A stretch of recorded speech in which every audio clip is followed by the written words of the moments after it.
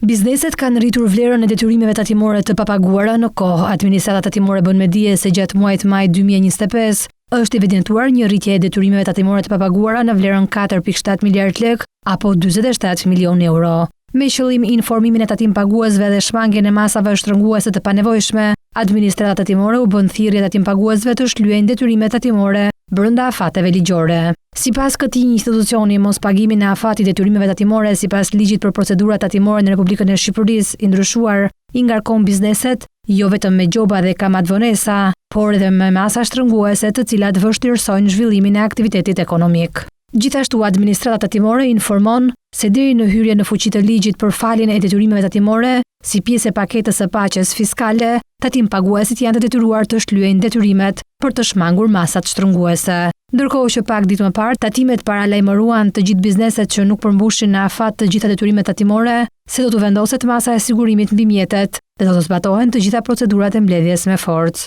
Tatimet bëjnë apel që të mos tetërsojnë pasurinë e tyre për të shmangur këto detyrime. Po ashtu ju bë thirrje çdo subjekti që hyn në transaksione shitblerje të mjeteve, se duhet të sigurohet që mjetet objekt transaksioni nuk i përkasin tatim paguesve debitor, pasi akti nënshkruar në keqbesim ndërmjet palëve me qëllim shmangjen e detyrimeve ndaj administratës tatimore do të konsiderohet i pavlefshëm.